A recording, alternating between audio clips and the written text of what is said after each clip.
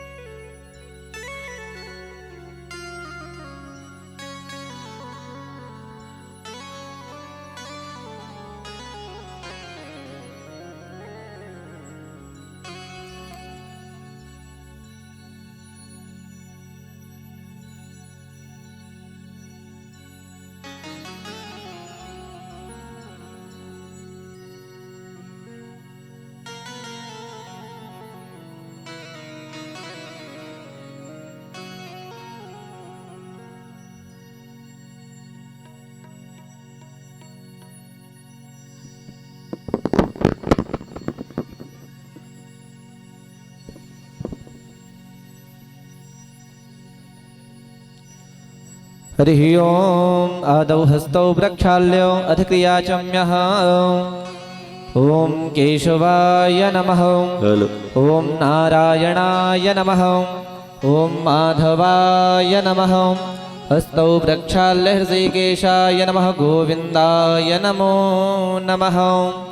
शरीरोपरि जलं निक्षिपेत। ॐ अपवित्रः पवित्रो वा शर्वावस्थाङ्गतोऽपि वा यः स्मरेत् पुण्डरीकाक्षं स बाह्याभ्यन्तरः सुजे।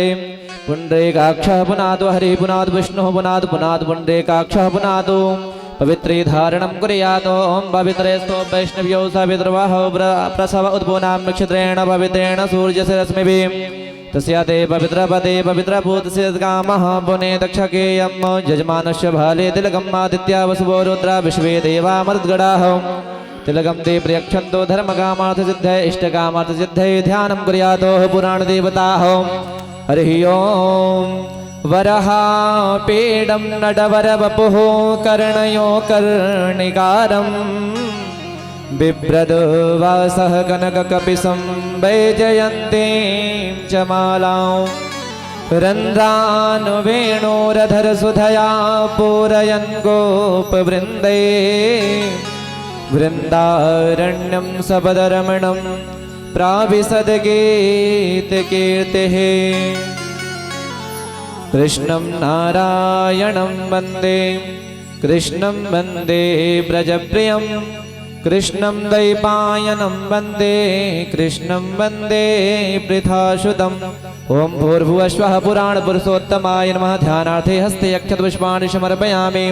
पुनश्च हस्ते अक्षतपुष्पाणि गृहीत्वा व्यासदेवताः ध्यानं कुर्यात्। ॐ नमोऽस्तु ते व्यासविशालबुद्धे फुल्लारविन्दायतपत्रनेत्रं येन त्वया भारततैलपूर्णः प्रज्वालितो ज्ञानमयः प्रदीपः। ओं भूर्भुवस्वः व्यासाय नमः विष्णुस्वरूपाय नमः। ध्यानार्थे हस्ते अक्षतपुष्पाणि समर्पयामि। चतुर्वाराचमनीयं जलं समर्पयामि। प्राणों पाद्योपाद्यं हस्तैर्घ्यं मुखे आचमनं सर्वाङ्गे स्नानीयं जलं समर्पयामि। गन्धानुलेपनम् ओं सुचक्षा अहमक्षेभ्यां भूयासकुं सुवरचा मुखेन सुहृत्करणाभ्यां भूयाशं गन्धानुलेपनं समर्पयामि। पुष्पं पुष्पमाल्यां समर्पयामि। ओम जा ओखदे पूर्वा जाता देवेभ्यस्त्रयुगं पुरामनेनु बभ्रूणामः गुंशतं धामानि शब्दजाम् ओम भूर्भुवः पुष्पं पुष्पमाल्यां समर्पयामि पुराणदेवताभ्यो नमः भगवते व्यासाय नमः धूपं दीपं च नैवेद्यम् हरिः ओं वनस्पतिरसोद्भूतो गन्धाद्यो गन्धोत्तमः आदिगृह्या सर्वदेवानां धूपोऽयं प्रतिगृह्यताम् धूपं आघ्रापयामि प्रत्यक्षदीपं कर्पूरं प्रज्वाल्य दीपं सन्दर्शयामि चन्द्रमा मनसो जातचक्षोः सूर्यो अजायत श्रोत्राद् वायुश्च प्राणश्च मुखादग्निरजायत दीपं सन्दर्शयामि जलेन शीतलीकरणेन हस्तौ प्रक्षाल्य नैवेद्यं वरदो निधाय ओम नाभ्या अशीदन्तरिक्षगुंसि शृणोद्यौः समवर्धत पृथिभ्यां भो मृतिसह श्रोत्रात् तथा लोकाङ्गकल्पयन् नैवेद्यं निवेदयामि आहार भक्ष्य भोज्यं समर्पयामि नैवेद्यान्ते पंचवाराजनीयं जलं समर्पयामि ओम प्राणाय स्वाहा पानाय स्वाहा व्यानाय स्वाहा उदानाय स्वाहा समानाय स्वाहा मध्ये मध्ये उत्तराभूषणं पानीयं जलं समर्पयामि हस्त प्रक्षालनार्थे मुख प्रक्षालनार्थे आचमनीय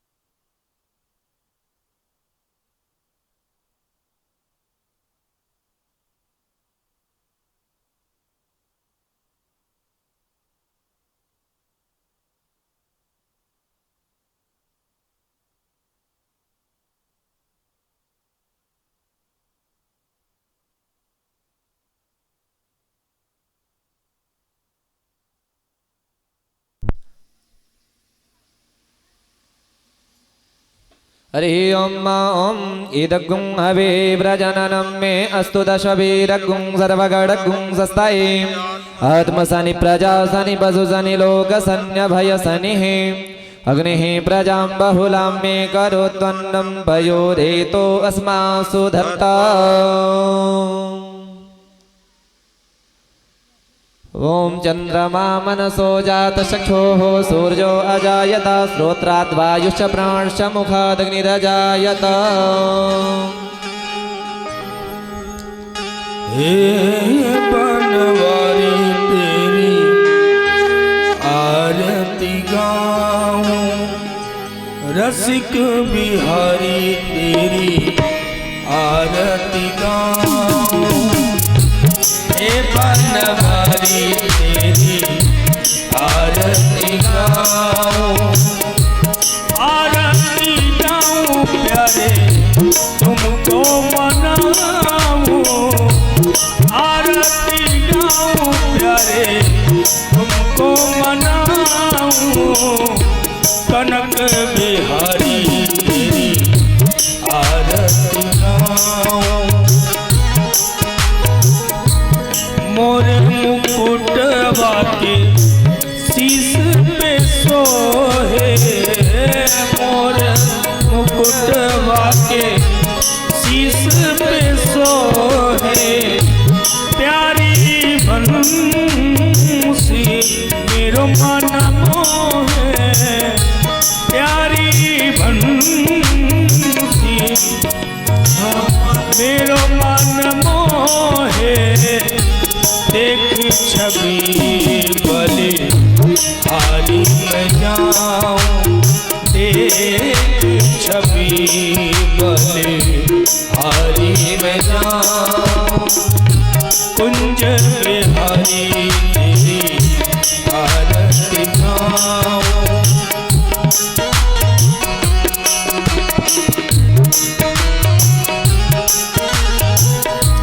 चरणों से निकली है गंगा प्यारी चरणों से निकली है गंगा प्यारी जिसने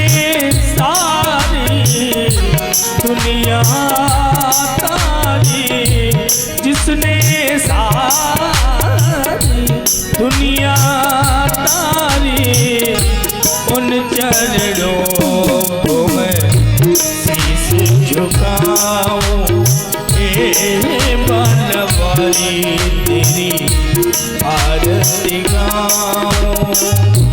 कर्पूर कारम करुणावतारम संसार सारम भुजगेन्द्रहारम सदा वसन्तं हृदयारविन्दे भवं भवामि सहितं नमामि।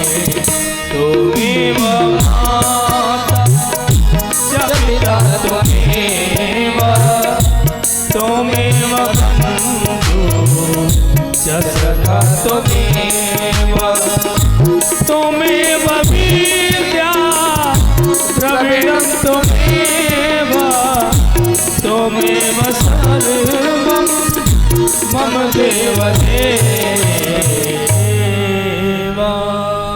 हरिः ओम्। आराधिक्यं सन्दर्शयामि जलेन शीतलीकरणेन हस्तौ प्रक्षाल्य, हस्ते पुष्पाणि गृहीत्वा मन्त्रपुष्पाञ्जलिं कुर्यात्। हरिः ओम्। जगनेन जगन्मय जन्तरेव स्थानि धर्माणि प्रथमान्यसन्नातेह नौ नः सचन्द यत्र पूर्वे साध्याः सन्ति देवाः। नानासुगन्धपुष्पाणि यथा कालोद्भवानि च पुष्पाञ्जलिर्मया दत्तो गृहाण परमेश्वर। भगवते पुराणपुरुषोत्तमाय नमः। मन्त्रपुष्पाञ्जलिं समर्पयामि। बोलिए श्रीमद्भागवत महापुराण की, व्यास जी महाराज की, सुखदेव जी महाराज की जय। जय श्री राधे। सभी भक्तगण यथा स्थान पे बैठ जाएं। भगवान बाल कृष्ण लाल की अमृतमय कथा का रसास्वादन करो, अपने जीवन को धन्य बनावे।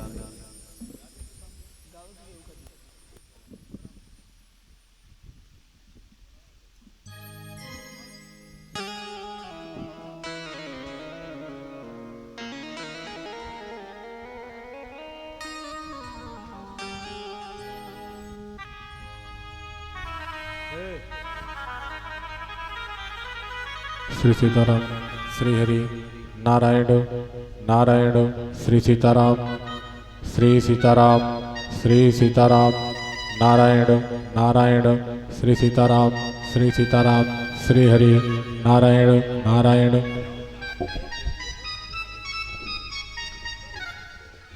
हरि ओम। लंबोदरम परम सुंदर में कदंतम, रक्तांबरम त्रिनयनम परमं पवित्रम,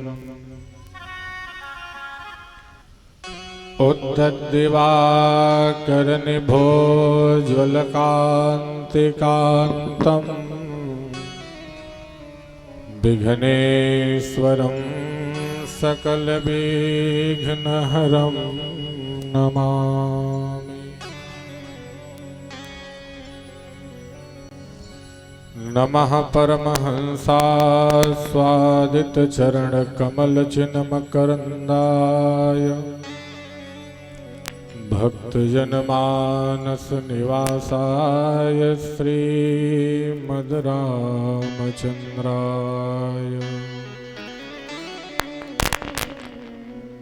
अज्ञानतिमिरान्धस्य ज्ञानाञ्जनशलाकया, चक्षुरुन्मीलितं येन तस्मै श्रीगुरवे नमः। वंशी विभूषितकरा नवनीरदाभा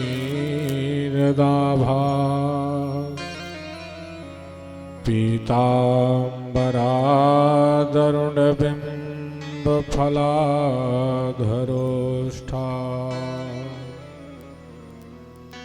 पूर्णेन्दुसुन्दरमुखादरबिन्दनेत्रात् कृष्णात् परं किमपि तत्त्वमहं न जाने।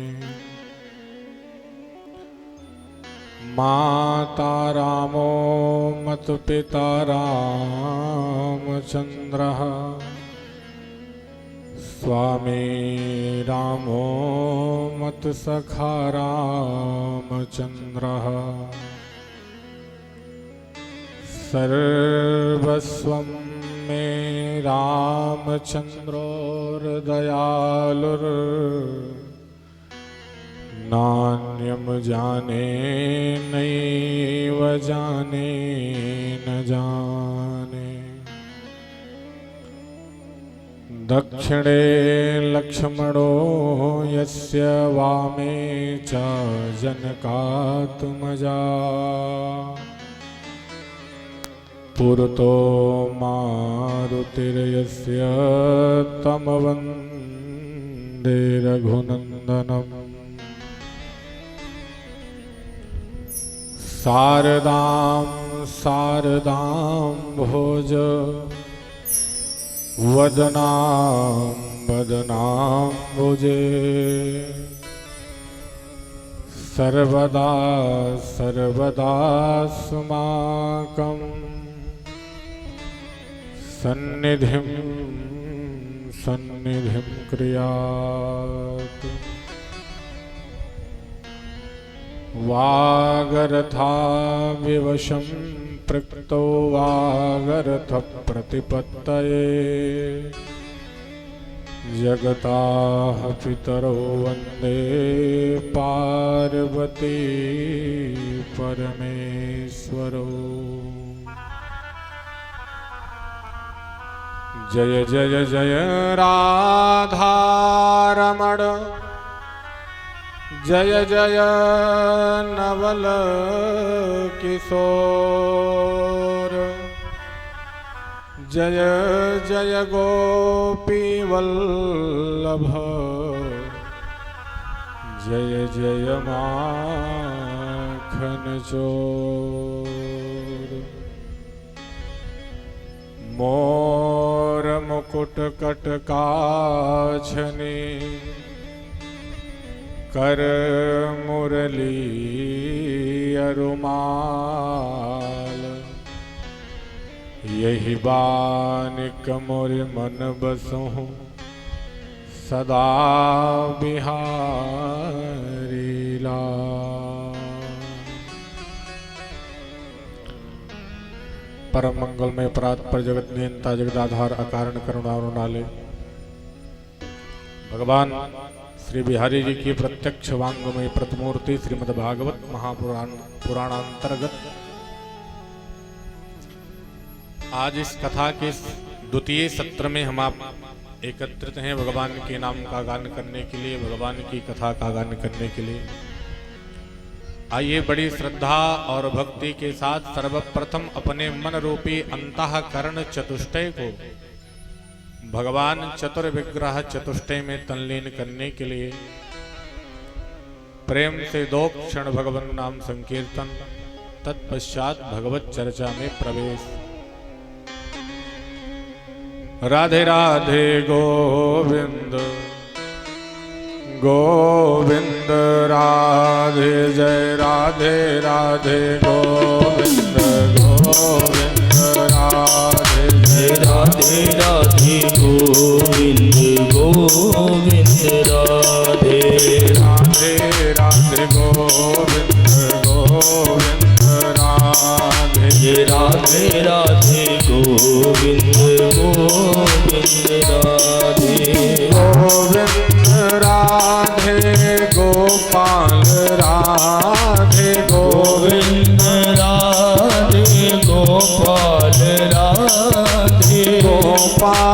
राधे राधे गोविंद राधे गोपाल राधे राधे गोविंद राधे गोविंद राधे गोपाल राधे गोविंद राधे गोपाल राधे राधे राधे गोविंद गोविंद राधे राधे जय राधे राधे गाइए सभी लोग गोविंद राधे राधे राधे गोविंद गोविंद राधे राधे राधे गोविंद गोविंद राधे हे माधव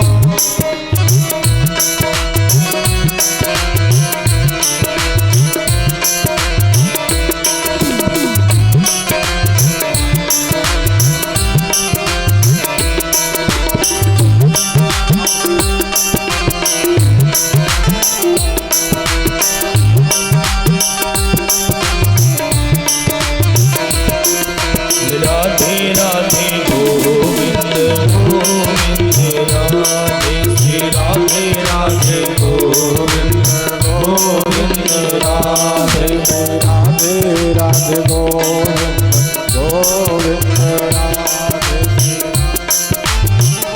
गोविंद राधे गोपाल राधे गोविंद राधे गोपाल राधे गोविंद राधे गोपाल राधे श्री राधे राधे राधे राधे राधे गोविंद माधव गोविंद राधे श्री राधे राधे गोविंद गोविंद राधे श्री राधे राधे गोविंद गोविंद राधे गोविंद राधे गोपाल राधे गोविंद राधे गोपाल राधे गोविंद राधे गोपाल राधे गोविंद राधे गोपाल राधे श्री राधे राधे गोविंद गोविंद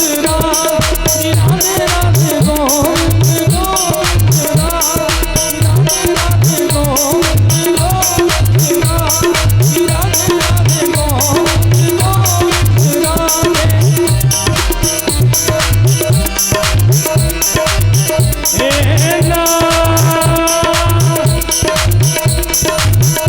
मेरे सावरा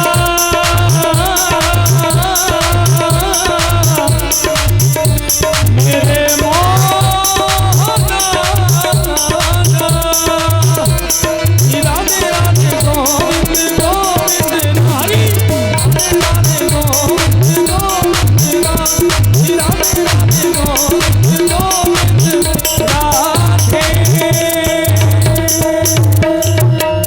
बोलो भागवत भगवान की राधा कृष्ण भगवान की जय हो। पूज्य गुरुदेव भगवान की जय हो। श्रीमद स्वामी परमहंस जी महाराज की जय हो। श्री हनुमान जी महाराज की जय हो। जय जय श्री राधे श्याम वागद्गदा द्रवते यस्य चित्तम् रुदत्यभीक्षणं हसति क्वचिच्च विलज्ज उद्गायति नृत्यते च मद्भक्तियुक्तो भुवनं पुनाति। महर्षि कृष्ण द्वैपायन श्री वेद व्यास जी अपने इस पावन सदग्रंथ और पावन अपने संहिता में कहते हैं कि संसार में आने के बाद, संसार में जन्म लेने के बाद प्राणी मात्र का और जीव मात्र का मूलभूत कर्तव्य क्या होना चाहिए। ये जो मानव देह है हमको आपको सबको मिला, जिस मानव देह को भागवत जी में व्यास जी निरूपण करते हैं एकादश स्कंध में और कहते हैं कि दुर्लभो मानुषो देहो देहिनाम क्षण भंगुरः तत्रापि दुर्लभम मन्ये वैकुंठ प्रिय दर्शनम। ये जो मानव देह है महाराज, ये बड़ी दुर्लभता से मिलती है और इसे नष्ट होने में मात्र एक क्षण का समय लगता है। क्षण भंगुरम, क्षण भंगुर जीवन की कलिका, कल प्रात को जाने खिले न खिले। एक क्षण का समय लगता है। तो इस ऐसा कौन सा कर्म किया जाए कि ऐसी कौन सी भक्ति किया जाए कि जिस भक्ति को करके ये मानो देह पा जाने के बाद हमारा आपका उद्धार हो जाए। इस संसार में जो बार बार जन्म लेने का ये कुचाग्रह है, ये मिट जाए। ऐसा कौन सा कर्म किया जाए? देखिए, संसार में जो आया है उसको जाना है, इसमें तनिक भी संदेह नहीं। लेकिन अगर जन्म लिया है व्यक्ति, तो हमारी आपकी जन्म लेने के बाद में मूलभूत ये कर्तव्य है कि हमारा आपका इस जीवात्मा जब इस शरीर को छोड़े तो हमारी आपकी अधोगति ना हो, हमारी आपकी ऊर्ध्वगति हो जाए। स्वामी विवेकानंद बड़े मस्ती में, आप सब ध्यान देंगे, स्वामी विवेकानंद जी के गुरु हुए स्वामी रामकृष्ण परमहंस जी महाराज, जो कलकत्ता जी में काली जी के परम उपासक थे। और लिखा यहाँ है उस पुस्तक में कि स्वामी जी को स्वयं भगवती आकर के दर्शन प्रत्यक्ष देती थी। जीवन के अंत काल में स्वामी जी को कैंसर जैसी बीमारी हो गई, और जब कैंसर जैसी बीमारी हुई, लोग तरह तरह का ताना सुनाने लगे कि स्वामी जी, आपने तो अपने जीवन में कितने लोगों का, कितने संतों का आपने कल्याण किया, दुनिया वालों का आपने कल्याण किया, दुनिया वालों का भविष्य आपने बताया, और जीवन के अंतकाल में आपको ये कैंसर जैसी बीमारी हो गई। ये स्वामी जी कुछ बात समझ में नहीं आ रही है। सायंकाल का समय था, स्वामी जी की चलने की स्थिति नहीं थी। जिस सैया पर लेटे हुए थे उसी सैया पर लेटे लेटे स्वामी जी ने मां भगवती काली का ध्यान किया, और जब माता का ध्यान किया तो भगवती प्रत्यक्ष रूप से आकर के प्रकट हुई हैं। स्वामी जी ने पूछा कि मैया, मैंने अपने जीवन में ऐसा कौन सा कर्म कर दिया जब से मेरा जन्म हुआ है, और अभी तक मैंने ऐसा कोई कार्य नहीं किया कि जिससे इतनी बड़ी भयंकर हमारी बीमारी हमारे शरीर में उत्पन्न होती। इस कैंसर जैसी बीमारी से मुझे लड़ना पड़ता। क्यों ये दुनिया वाले मुझे ये ताना दे रहे हैं? क्या ये भयंकर हमारी बीमारी शांत नहीं हो सकती है? भगवती काली ने कहा, बेटा, इस बीमारी को तो मैं चाहूं एक क्षण में, अभी इसी क्षण ये बीमारी तेरी शांत हो जाएगी, लेकिन अभी अगर बेटा मैं शांत कर दूंगी, क्योंकि जिस कर्म का तू उपभोग कर रहा है, ये कैंसर बीमारी तुझे हुई है, ये तेरे इस जन्म का प्रारब्ध नहीं। बोले ये बेटा तेरे पूर्व का प्रारब्ध है, और उस पूर्व वाले प्रारब्ध का उपभोग तो इस जन्म में कर रहा है। अगर मैं इस कैंसर की बीमारी को तेरे ठीक कर दूंगी तो पुनरपि जन्मम पुनरपि मरणम पुनरपि जननी जठरे शयनम, बार बार इस संसार में तुझे जन्म लेना पड़ेगा, बार बार इस संसार में आना पड़ेगा, तब तक जब तक इस पूर्व के जन्म का प्रारब्ध का तू उपभोग नहीं कर लेगा। अब फैसला तेरे हाथ में, उपभोग इसी जन्म में कर लेना चाहता है कि फिर जन्म लेना चाहता है? बोलो राधे राधे। स्वामी जी ने कहा कि मैया, अगर ऐसी बात है तब तो मैं सारा उपभोग पूर्व का इसी में कर लेना चाहता हूँ, चाहे जो बीमारी आए, लेकिन इस संसार में मुझे ना आना पड़े, यही मैं चाहता हूँ। भगवती ने कृपा की। कहने का मेरे भाव मात्र इतना कि इस संसार में आने के बाद में भगवान की ऐसी कौन सी भक्ति किया जाए कि जिससे हमारी आपकी अधोगति ना हो, हमारी आपकी ऊर्ध्वगति हो जाए। जब कभी भी आप भगवान के सन्मुखता के सामने जाओ, भगवान के मंदिर के सामने जाओ, तो भगवान के मंदिर में जाकर के अपनी आंखों को कभी बंद मत करना। जैसे हम लोग जाते हैं प्रायः, और इतनी दूर से जाते हैं, मान लीजिए अयोध्या गए कनक बिहारी भगवान का दर्शन करने के लिए, तो वहां जाने के बाद जब भगवान की मूर्ति के सामने हम लोग पहुंचते हैं तो हाथ को जोड़ करके अपनी आंखों को बंद कर लेते हैं, और जितनी हमारी कामनाएं रहती हैं उन समस्त कामनाओं को भगवान के समक्ष निवेदन करते हैं। अब अच्छा, मेरा प्रश्न आपसे है कि आप इतनी दूर जाते हो दर्शन करने के लिए, तो वहां दर्शन करना चाहिए कि आंख बंद कर लेना चाहिए भैया? और आंखें बंद करना है तो अपने घर से ही आप आंख बंद करके भगवान का ध्यान कर लो। भगवान तो सर्वत्र हरिव्यापक सर्वत्र समाना प्रेम ते प्रकट हो तो मैं जाना हो तो हर जगह व्याप्त हूं। लेकिन अगर आप जाते हो तो भगवान के दर्शन की जो विधि है वो व्यास जी भागवत जी में बताते हैं कि भगवान के स्वरूप को जब आप देखो तो वागदगदा द्रवते यस्य चित्तम, आपका चित्त जब भगवान के स्वरूप से भगवान के स्वरूप को देखे तो ऐसा भगवान के स्वरूप में चिपक जाए कि अपने आप आपके अंदर से द्रवते, आपके अंदर से आंसू बहने लगे, आपका हृदय एकदम द्रवीभूत हो जाए और ऐसा द्रवीभूत हो जाए कि मानो आपकी कामना हो जाए कि सरकार, मन ये हो रहा है कि इसी प्रकार से सतत और अनवरत हे ठाकुर मैं आपके ही स्वरूप का दर्शन करता रहूं। अयोध्या के बड़े अच्छे संत थे स्वामी राम हर्षण दास जी महाराज, और उस संप्रदाय से न जाने कितने लोगों ने दीक्षा ली, जो आज भी मंत्रार्थ मंडपम उनका आश्रम है।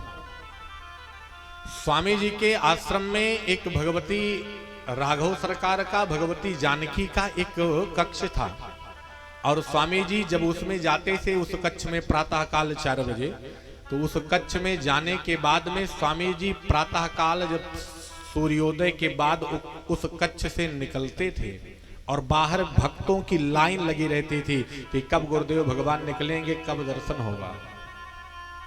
और अंदर बैठे बैठे स्वामी जी भगवान से एकदम जैसे लगता बाहर सुनने वालों की कि कोई और अंदर बैठा है, उससे स्वामी जी वार्ता कर रहे हैं। और वार्ता करते करते स्वामी जी इतना रोते थे, इतने स्वामी जी के आंखों से अश्रु प्रपात होता था कि वो सारा आंसू जो है एक धारा के रूप में बहता था। और जब कपाट खोला जाता था स्वामी जी का और बाहर निकलते थे तो उसी बहते आंसुओं को भक्त लोग उठा करके अपने नेत्र से और मस्तक से लगाते थे प्रसाद स्वरूप।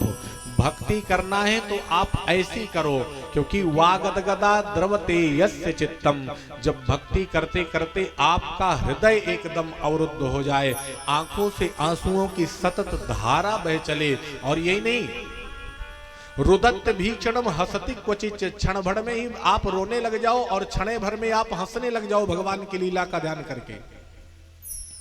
और बिलज्ज उदगायत नृत्य तेजा, व्यास जी कहते हैं तीसरी भगवान की भक्ति ये है कि हंसते हंसते क्षण भर में ही भगवान की कोई ऐसी लीला याद करके भक्त अपनी लोक लज्जा को त्याग करके और मीराबाई की तरह भगवान का भजन करके नृत्य करने लग जाए, तो भगवान कहते हैं कि मद भक्ति युक्तो भुवनम पुनाति।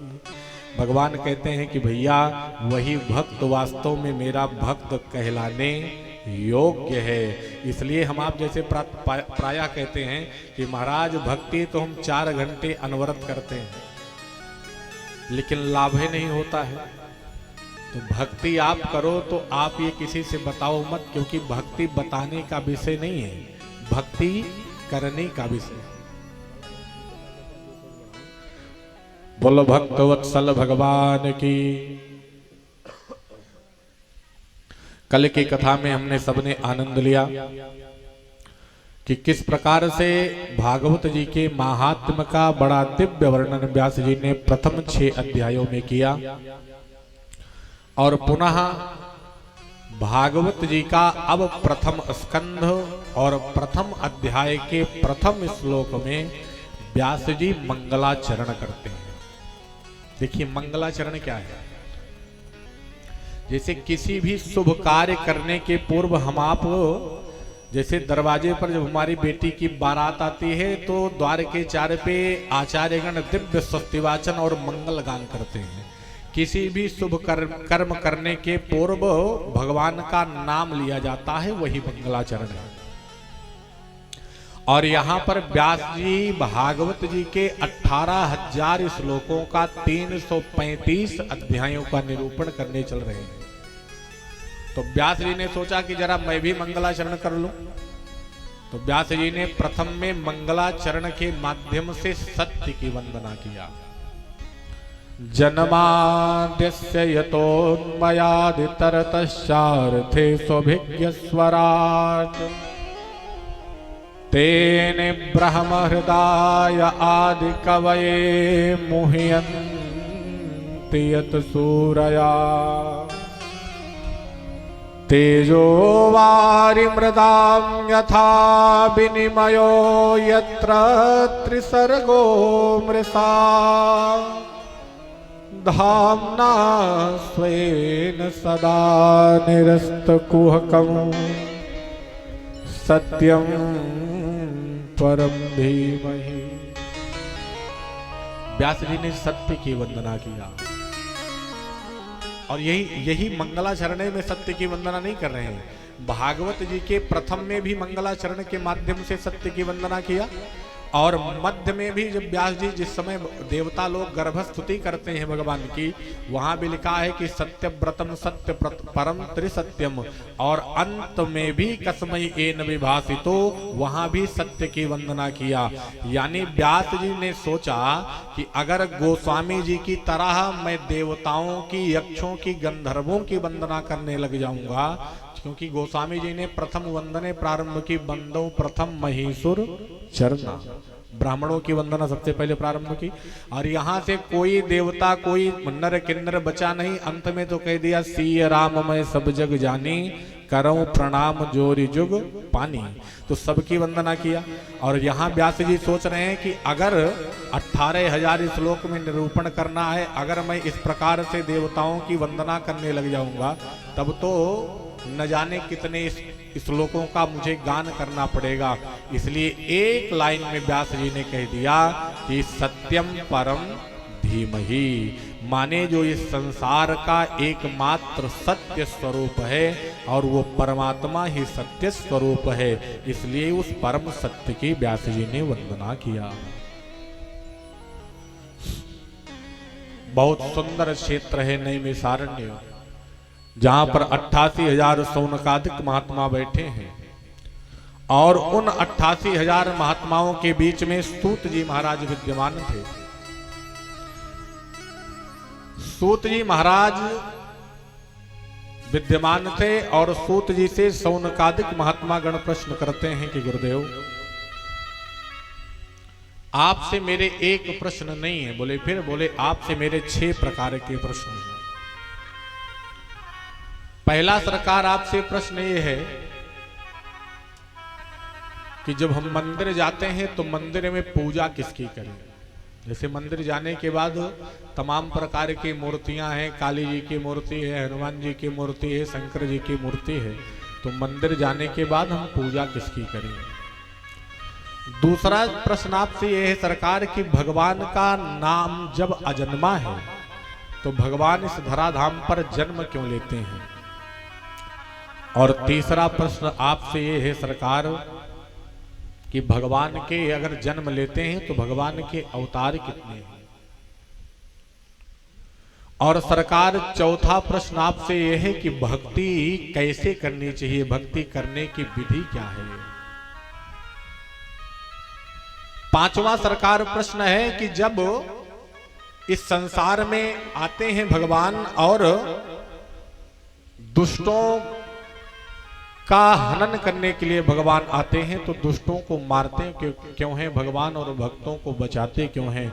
और छठवां प्रश्न आपसे ये है कि जब भगवान धर्म संस्थापनार्थाय संभवामि युगे युगे, भगवान गीता में कहते हैं कि पार्थ धर्म की स्थापना के लिए मेरा जन्म होता है, तो भगवान जब धर्म की स्थापना करके इस संसार को छोड़ के चले जाते हैं तो धर्मः कम शरणम गतः, फिर वो धर्म किसकी शरण में जाता है? यही आपसे मेरे 6 प्रकार के प्रश्न हैं।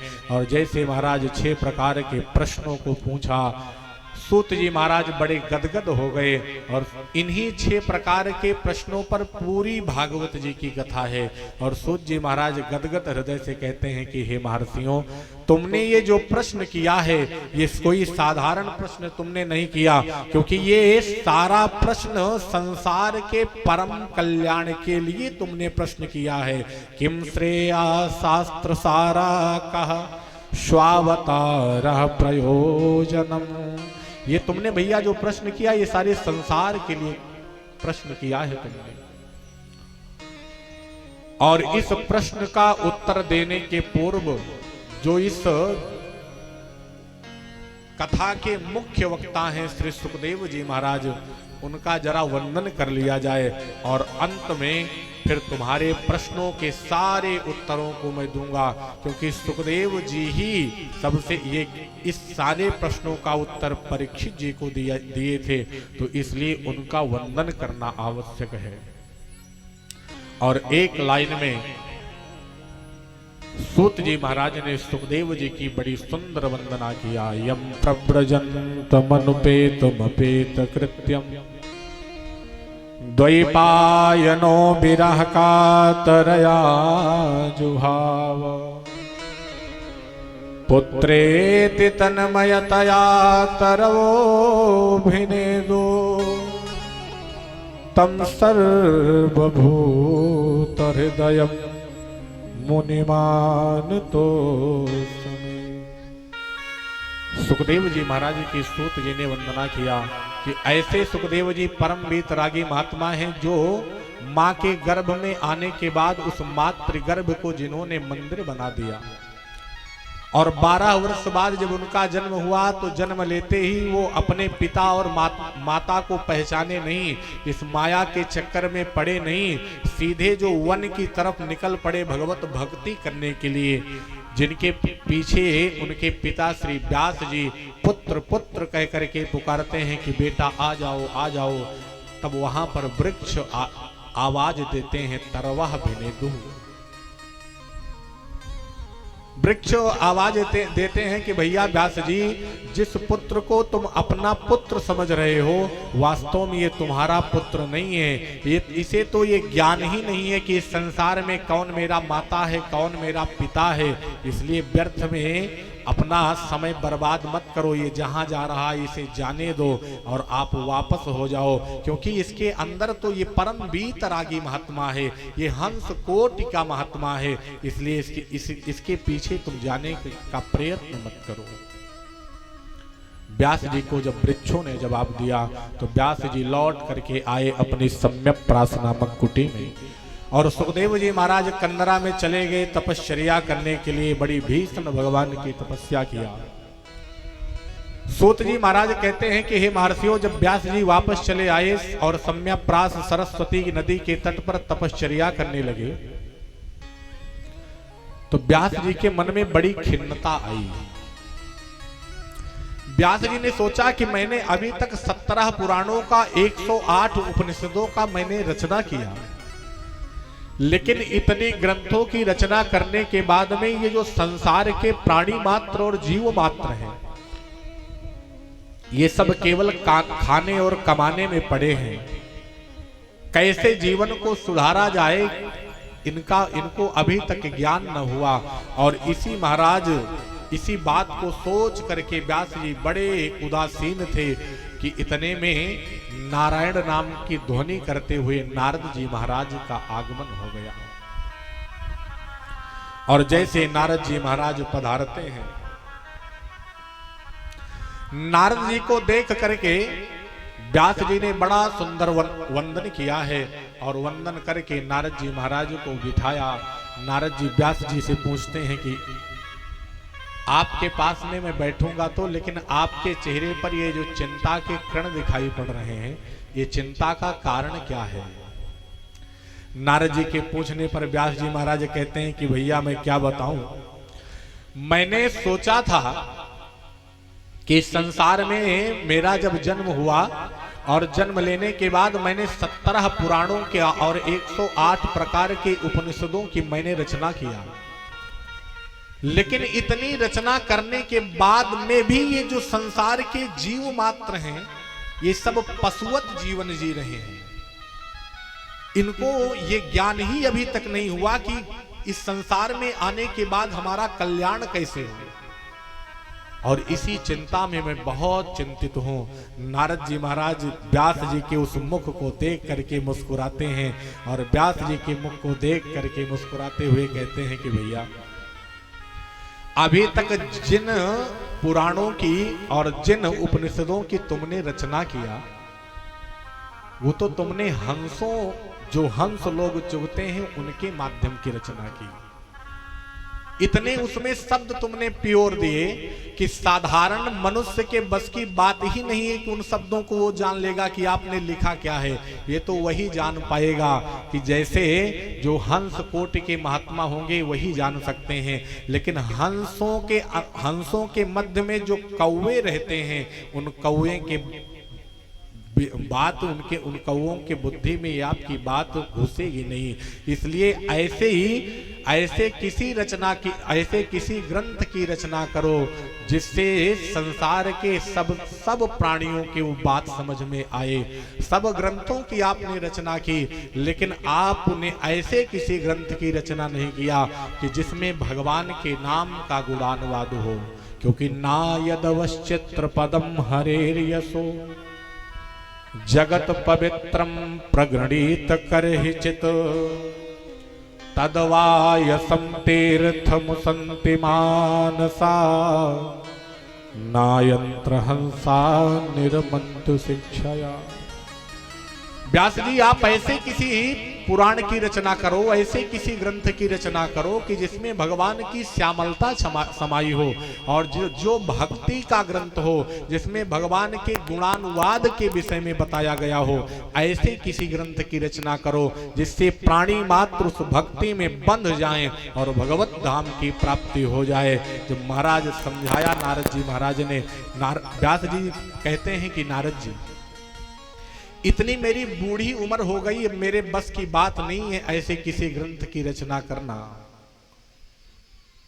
नारद जी महाराज पुनः समझाते हैं कि भैया, इतनी उम्र हो गई तो क्या हुआ, लेकिन तुम चाहोगे तो अभी भी तुम ग्रंथों की रचना कर सकते हो, इसमें जरा भी संदेह नहीं है। और नारद जी अपने पूर्व काल के चरित्र को समझाते हैं कि कैसे मैं एक दासी पुत्र था और संतों की कृपा हुई और संत कृपा किए, संतों ने दीक्षा दिया, पुनः मैं संतों की सेवा करके और भगवत भजन किया। और जब मेरा दूसरा जन्म हुआ तो मैं नारद के रूप में तुम्हारे सामने देवदत्ता मिमाम वीणाम स्वर ब्रह्म विभूषिता, मैं ब्रह्मा पुत्र नारद बना और नारद बन करके आज जहां चाहता हूं वहां जाता हूं। क्योंकि ये संतों की कृपा है और इसलिए आप चिंता मत करो। और मैं एक संत हूं, मैं तुम्हें उपदेशित कर रहा हूं, किसी अच्छे ग्रंथ की रचना करो और उसी ग्रंथ के माध्यम से जीव मात्र को इतना सरल ग्रंथ बनाओ कि जिसमें परमहंस कोटि के महात्मा भी गोता लगाएं और साधारण जीव मात्र भी गोता लगा करके भवसिंधु से पार हो जाएं। नारद जी महाराज के समझाने के बाद नारद जी ने चतुश्लोकी भागवत का उपदेश और उसी 4 श्लोकी भागवत का व्यास जी महाराज ने 18,000 श्लोकों में निरूपण कर दिया। बोलो भागवत भगवान की जय। भागवत जी की जब व्यास जी ने रचना किया, व्यास जी बोलते गए, भगवान गणपति लिखते गए बद्रीनाथ धाम में सम्यक्प्रास नामक कुटी में। जब ये ग्रंथ बन गया तो ग्रंथ की रचना के बाद में अब व्यास जी ने अपने मन में विचार किया, ये ग्रंथ सबसे पहले प्रदान किया जाए। प्रदान किसको किया जाए, इस ग्रंथ को पाने का अधिकारी कौन है। तो व्यास जी के मन से एक आवाज आई कि भैया व्यास जी, इस ग्रंथ को पाने का अधिकारी इस संसार में एक ही प्राणी है और वो कोई नहीं, वो स्वयं तुम्हारा पुत्र सुखदेव है जो इस समय कंदरा में तपश्चर्या कर रहा है। उसी अपने पुत्र को किसी माध्यम से बुलाओ।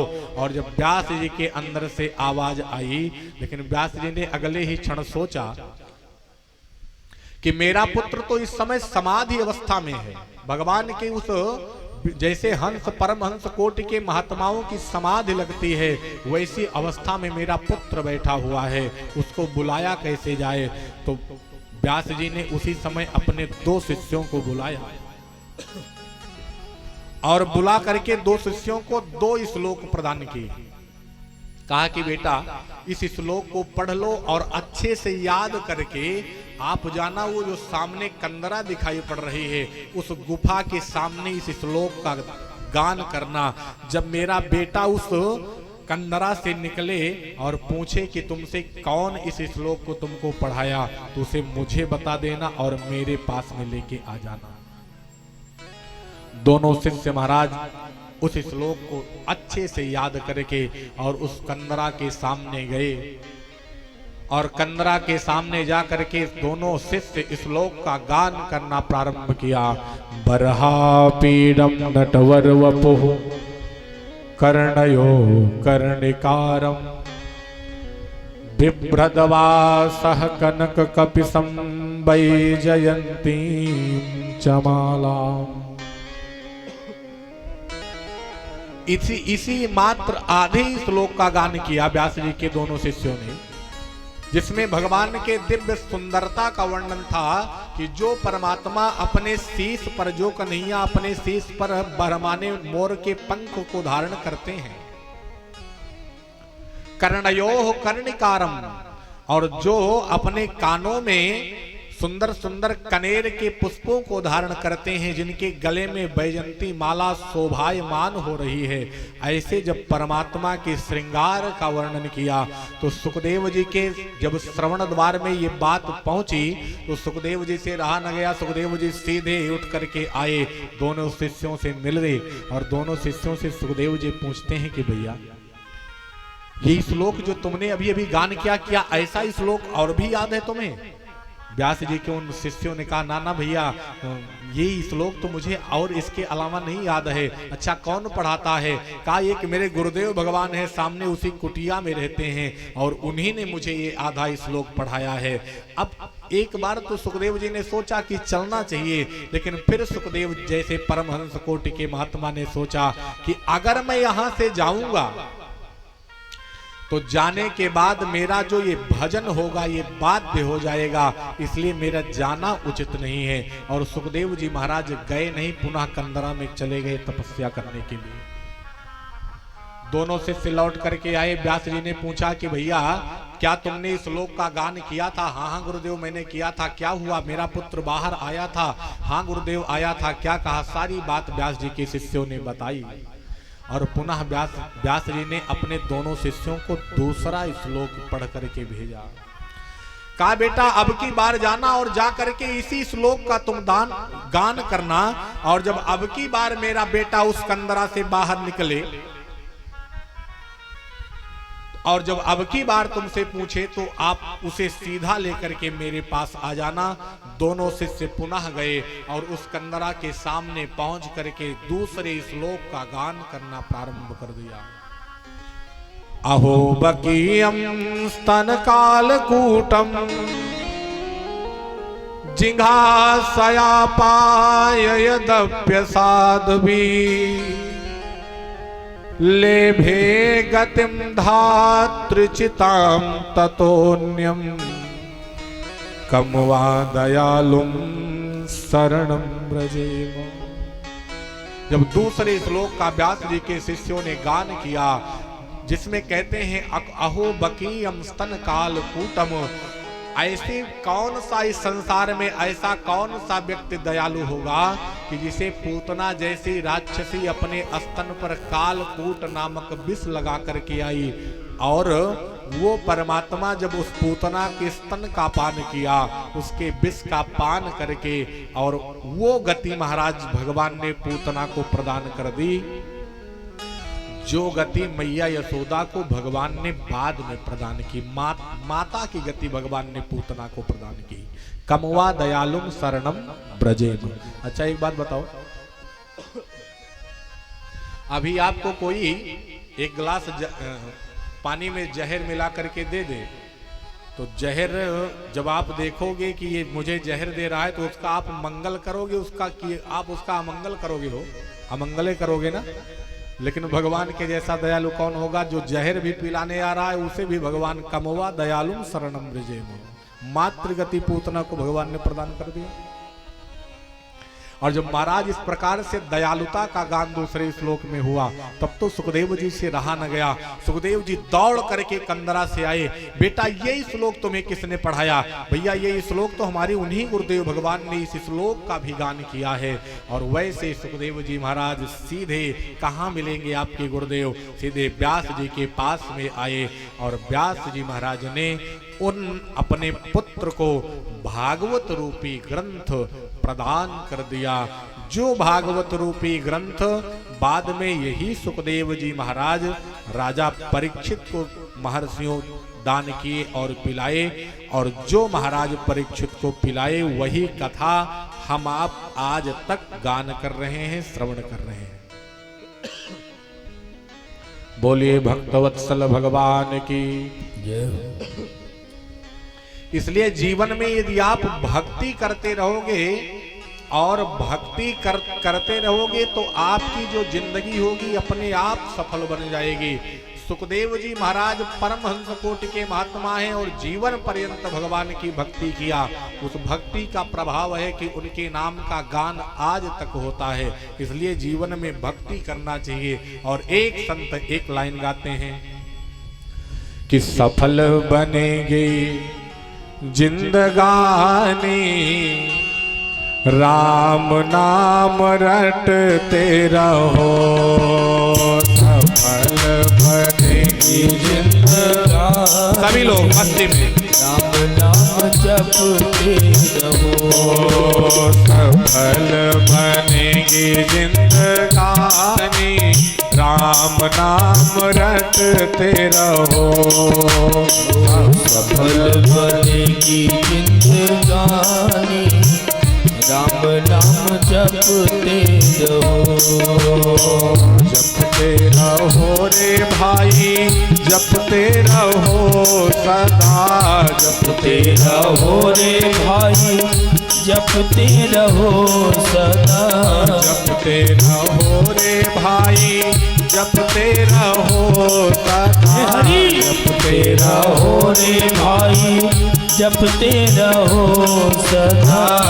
मिट जाए भव की गलानी राम नाम जपते रहो, मिट जाए भव की गलानी राम नाम जपते रहो, सफल बनेगी जिंदगानी राम नाम रटते रहो, सफल बनेगी जिंदगानी हे माधव राम नाम जपते रहो। श्री राधे।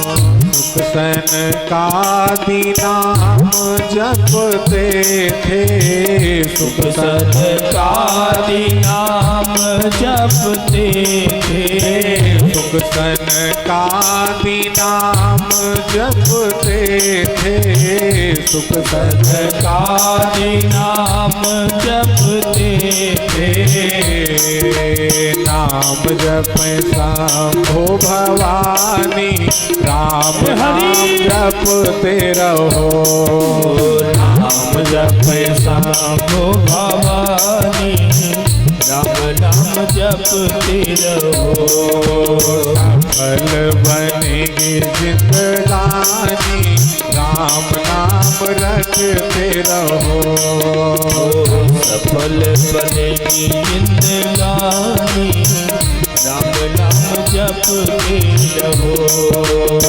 ध्रुव प्रहलाद नाम जपते थे, ध्रुव प्रहलाद नाम जपते थे, ध्रुव प्रहलाद नाम जपते थे, ध्रुव प्रहलाद नाम जपते थे। नाम जपे से मोने ज्ञानी, राम नाम जपते रहो, नाम जपे से मुनि ज्ञानी, राम नाम जपते रहो। सफल बनेगी जिंदगानी, राम नाम जपते रहो भैया। सफल बनेगी जिंदगानी, राम नाम जपते रहो। जन राजेश नाम जपने से, जन राजेश नाम जपने से, जन राजेश नाम जपने से, जन राजेश नाम जपने से, कट जाए भव की गलानी, राम नाम जपते रहो। कट जाए भव की गलानी, राम नाम जपते रहो। सफल बनेगी जिंदगानी, राम नाम रटते रहो। सफल बनेगी जिंदगानी, राम नाम जपते रहो। जपते रहो रे भाई, जपते रहो सदा, जपते रहो रे भाई, जपते रहो सदा, जपते रहो रे भाई, जपते रहो सदा, जपते रहो रे भाई, जपते रहो सदा। सफल बनेंगे जिंदगानी, राम नाम रटते रहो। सफल बनेगी जिंदगानी, राम नाम जपते रहो। सफल बनेंगे जिंदगानी, राम नाम रटते रहो। सफल बनेगी जिंदगानी, राम नाम जपते रहो। बोलो भक्तवत्सल भगवान की जय। वृंदावन बिहारी सरकार की जय। और कुछ लोग सोच रहे हैं महाराज चाहे जितना गाएं लेकिन ना हम गाएंगे ना ताली बजाएंगे ना। लेकिन देखिए जब आप कथा में आओ और भजन में बैठो तो हर जगह की अपनी अपनी महत्ता है। कथा में ताली, भोजन में थाली और ससुराल में जो भी होता हो। बोलो भक्तवत्सल भगवान की एक चीज। और दूसरी चीज, जब आप कथा में आते हो और कथा में बैठने के बाद जब आप ताली बजा करके भजन करोगे तो आपके हाथ की लकीरें अगर गड़बड़ भी होंगी तो अपने आप वो शुद्ध हो जाएंगी, अच्छी हो जाएंगी। और दूसरी चीज समझ लिया जाए, ये जो हाथ में ये रेखाएं हैं, एक हाथ में ये एक अंगुली में कितनी है? 3। इनको जब आप अंगूठे तक मिलाओगे तो ये बनेंगी 14 और इसमें भी 14 और दूसरे में भी 14। 14 दूना 28। और जब जो संतों की छोटी माला होती है उसमें 27 गुरिया होती है और एक क्या होता है? सुमेरु मिलकर के 28। इसलिए आप जो है जब भजन करते रहोगे तो आपका अनवरत ताली बजाते रहोगे तो आपका नाम जब चलता रहेगा। इसलिए कथा में बैठे हो तो शांति से नहीं, राधे राधे बीच में बोला करो। भगवान के नाम का भजन हो तो ताली की सेवा अवश्य किया करो। प्रेम से बोलो राधे। सूत जी महाराज ने सुखदेव जी महाराज का सुंदर वर्णन किया है। सुखदेव जी महाराज इस ग्रंथ को पाने के बाद में पुनः कंदरा में गए तपश्चर्या करने के लिए। और महर्षियों यही सुखदेव जी महाराज परीक्षित जी महाराज को जब श्राप लगता है तो यही भागवत जी की कथा का दान परीक्षित को करते हैं। हाथ जोड़ करके सौनकादिक महात्मा गण प्रश्न करते हैं कि गुरुदेव कैसे परीक्षित जी कौन है और परीक्षित जी को श्राप कैसे लगा, ये सब मेरी प्रबल सुनने की इच्छा है, आप कृपा करके सुनाओ। सूत जी महाराज मुस्कुराते हुए संतों के वचन सुन करके कहते हैं कि महर्षियों ऐसे ही श्रोता तो अच्छे लगते हैं कि जो कथा जब पूर्ण ना हो पाई हो उसके पहले ही प्रश्न करें और जिज्ञासा और पिपासा उनके अंदर दिखे। महर्षियों ये परीक्षित जी महाराज पांडवों के वंशज हैं और जिनको ये श्राप लगा था। यदा मृधे कौरव सृंजयानाम वीरे स्वथो वीर गतिम गतेषु ब्रिकोदरा विद्ध गदाभिमर्श भगनो रुदंडे धृतराष्ट्रपुत्रे। बात उस समय की है भैया जब जिस समय महाभारत काल का युद्ध चल रहा था। सत्संगी लोग बड़े मन से ध्यान देंगे। अब पता चला हम कथा सुनाएं और आपका दिमाग चला जाए लखनऊ का पार्क घूमने और जगदीशपुर का चौराहा घूमने तो बात समझ में नहीं आएगी ना। इसलिए कथा में आप ध्यान लगाओगे तो बात समझ में आएगी। प्रेम से बोलो राधे। बात उस समय की है जिस समय महाभारत काल का युद्ध चल रहा था और उस महाभारत काल के युद्ध में यदा मृधे कौरव सृंजयानाम वीरे स्वथो वीर गतिम गतेषु। कौरव पक्ष में 100 पुत्र थे, दुर्योधन 100 भाई था और पांडव मात्र 5 थे, जिसमें 100 में से 99 मारे जा चुके थे और अंतिम जो दुर्योधन था उस दुर्योधन के जंघे पर भीमसेन के गदा का प्रहार हुआ था जिससे वो कुरुक्षेत्र में सरोवर के तट पर गिरा था और एकदम दुखी था। इतने में उसके मित्र अश्वत्थामा का आगमन दुर्योधन के पास हो गया। अश्वत्थामा जैसे आया, अश्वत्थामा ने कहा भैया मित्र तुम्हारी मैं मदद तो युद्ध काल में नहीं कर पाया, जिस समय युद्ध हो रहा था उस समय मैं तुम्हारी मदद नहीं कर पाया, लेकिन इस समय भैया मैं तुम्हारी मदद करने के लिए आया हूं। अगर मेरे लायक कोई सेवा हो, कोई मैं मदद तुम्हारी कर सकता हूं तो बताओ, मैं तुम्हें तुम्हारी मदद करने के लिए तैयार हूं। जैसे दुर्योधन सुनता है, दुर्योधन मुस्कुराते हुए कहता है अश्वत्थामा अगर अब आने से तुम्हारे क्या फायदा, लेकिन अगर फिर भी मेरी मदद करना चाहते हो तो एक ही मदद कर दो। इस जीवन के अंतिम काल में मेरे मन में एकमात्र कष्ट है, अगर वही जो है मेरा कष्ट दूर हो जाता तो आनंद आ जाता। अश्वत्थामा ने कहा बताओ भैया क्या करना है। दुर्योधन ने कहा कि कष्ट इसी बात का है कि मैं 100 भाई था, 100 में से 99 में मारा जा चुका और पांडव मात्र 5 थे, 5 के 5 अभी तक जीवित हैं।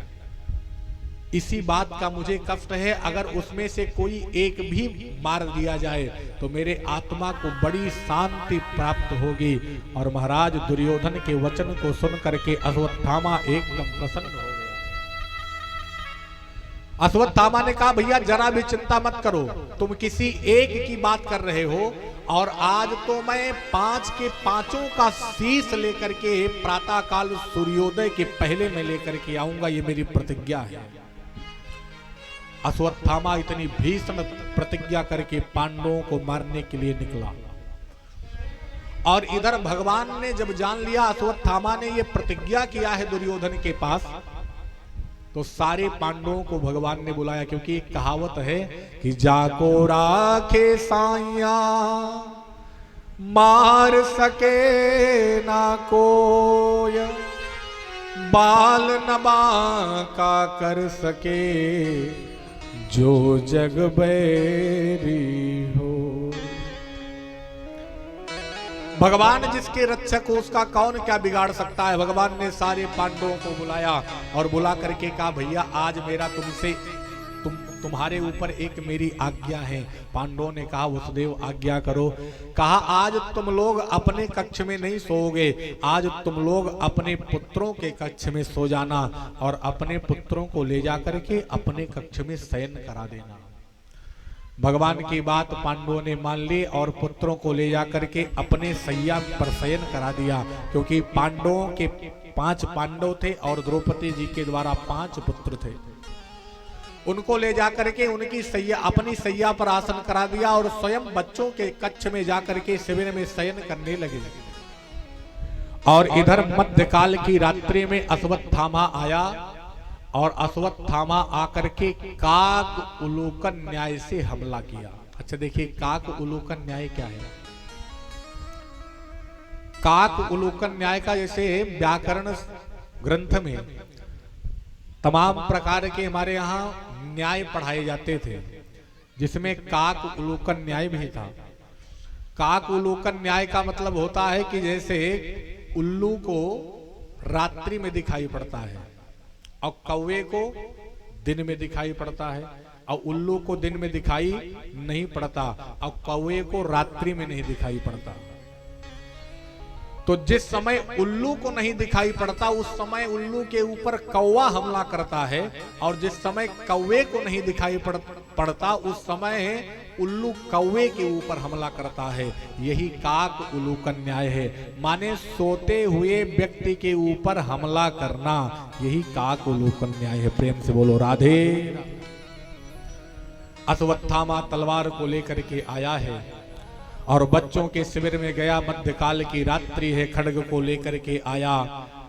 पांडव के पुत्र सो रहे थे और उन्हीं को पांडव समझ करके उनके शरीर पर तलवार से भेदन किया है और धड़ उनका अलग हुआ। शीश को लेकर के सीधे दुर्योधन के पास कुरुक्षेत्र में आया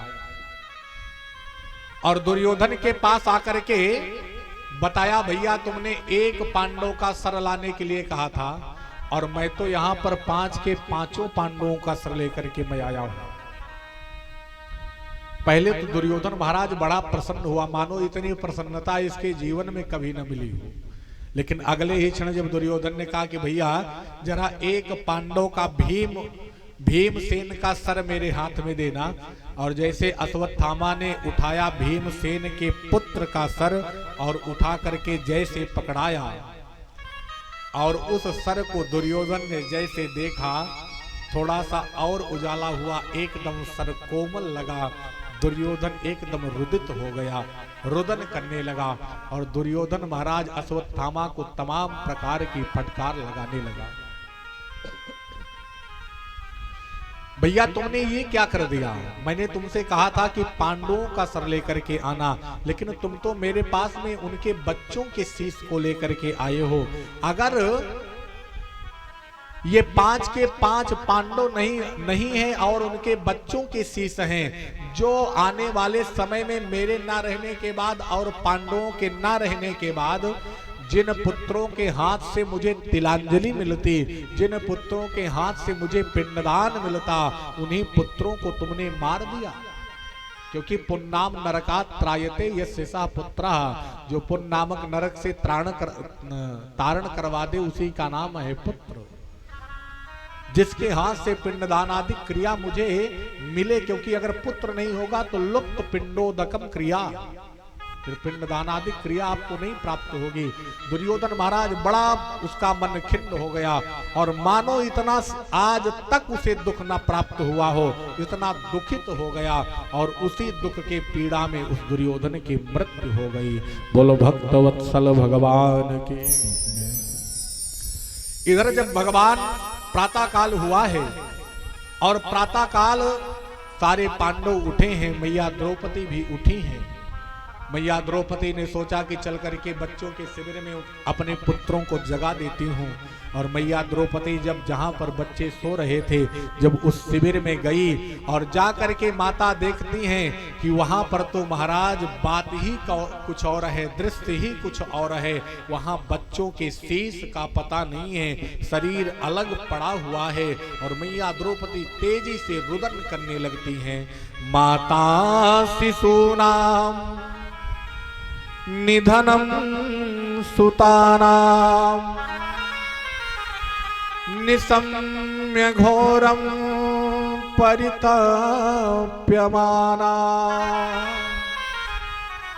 तदा रुदत बाष्पकलाकुलाक्षी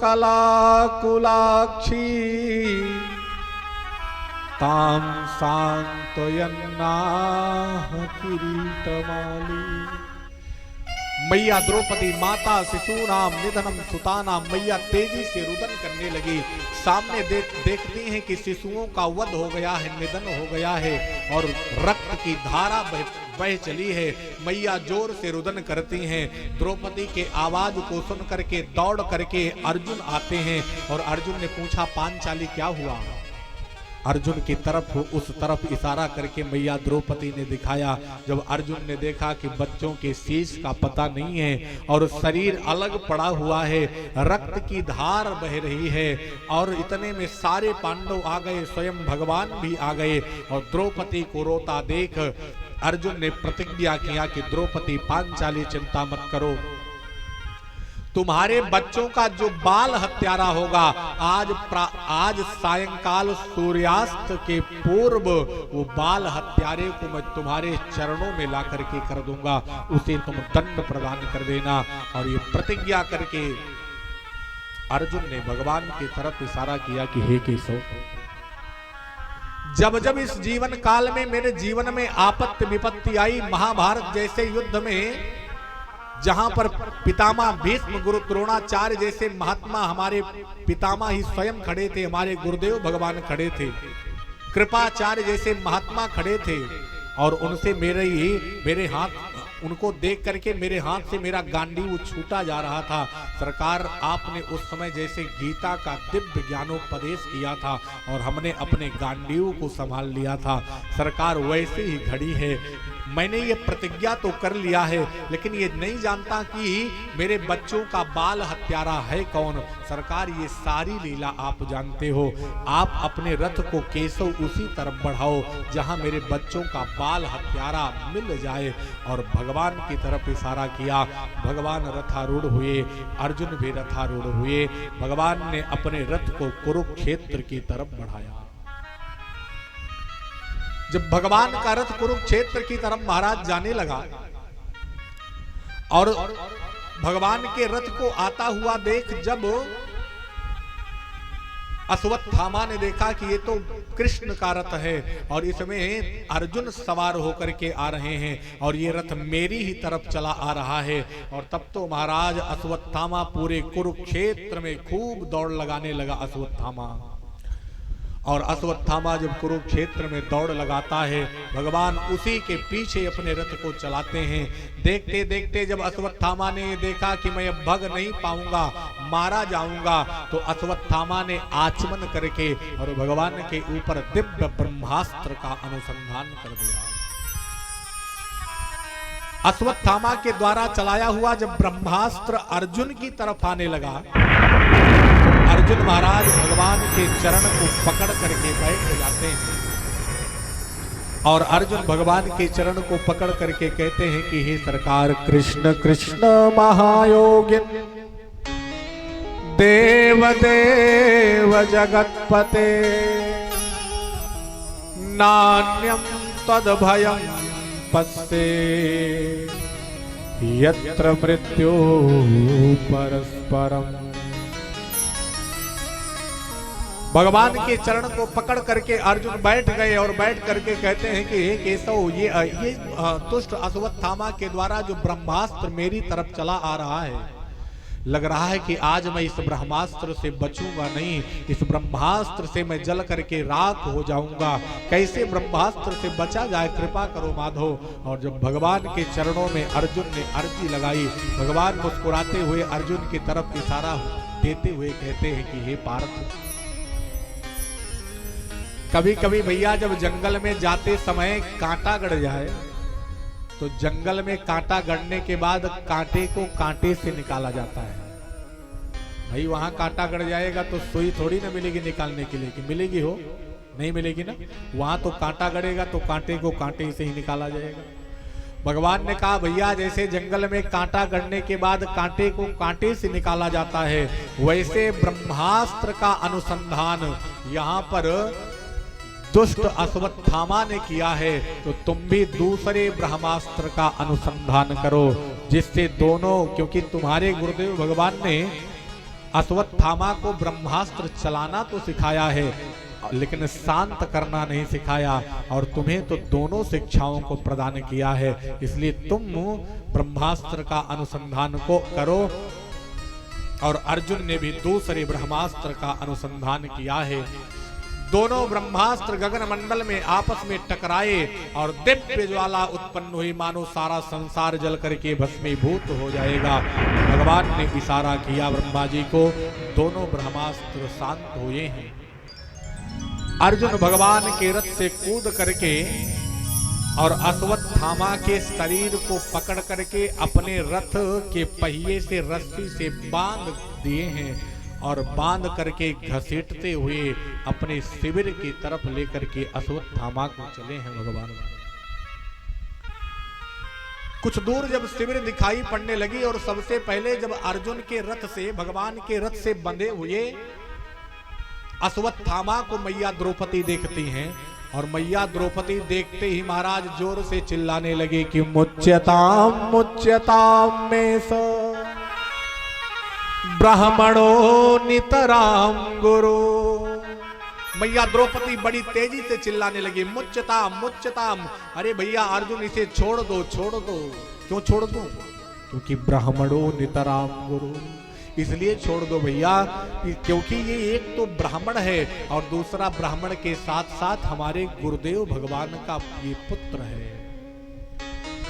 अगर इसे ऐसा दंड दे दोगे तो गौतमी पति देवता, मेरी माता गौतमी के पति के न रहने के बाद उनके आंख का तारा, उनके जीवन का सहारा मात्र उनका पुत्र है, और पुत्र के मरने की वेदना क्या होती है एक माता से अधिक कोई नहीं जान सकता। इसलिए वो वेदना तो मैं जान रही हूं कि मेरे 5 पुत्र नहीं है, क्या मेरे ऊपर बीत रही है। अगर इसे भी तुम मृत्युदंड प्रदान कर दोगे तो मेरी माता गौतमी के ऊपर क्या बीतेगी। मारो दीदस्य जननी गौतमी पति देवता। इसलिए आप इसी क्षण छोड़ दो।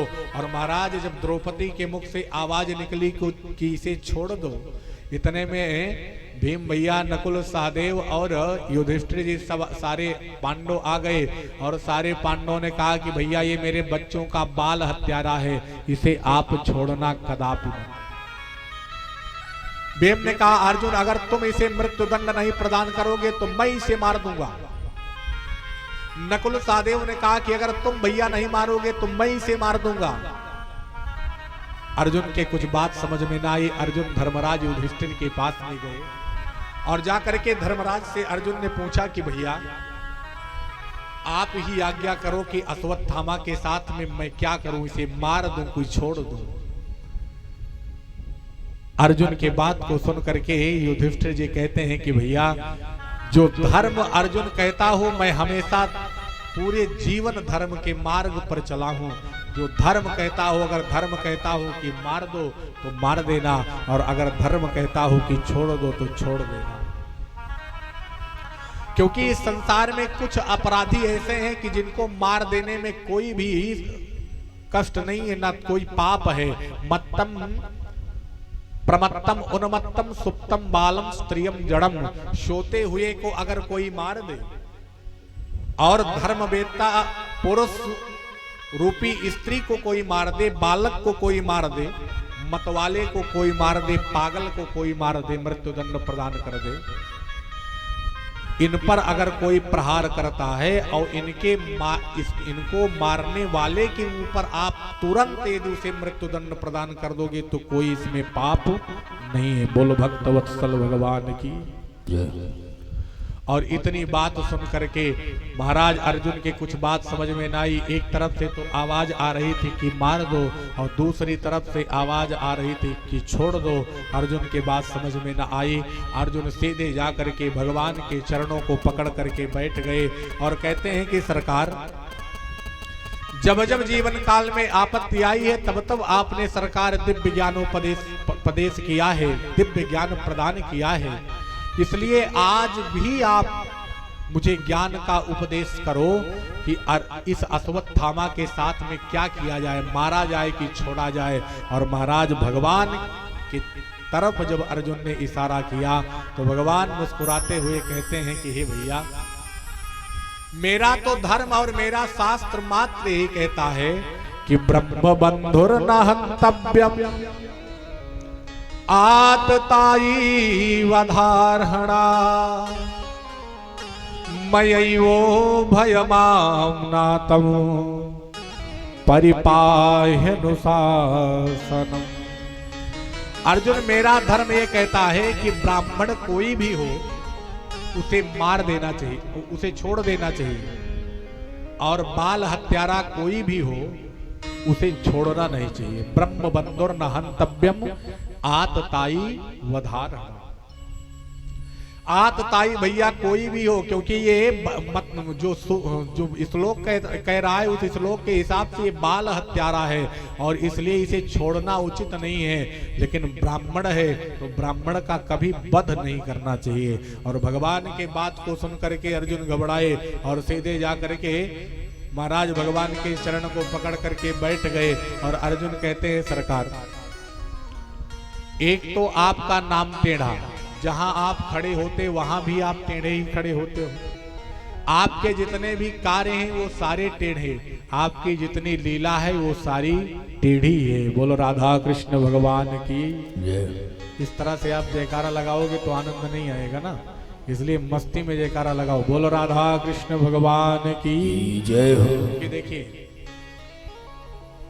एक प्रसंग याद आया। जिस समय राम रावण युद्ध चल रहा था, राम रावण युद्ध के समय जब कुंभकर्ण मारा गया तो कुंभकर्ण की संतों की कथा है, कुंभकर्ण की बहन का नाम था निद्रा देवी, उनका आगमन हो गया।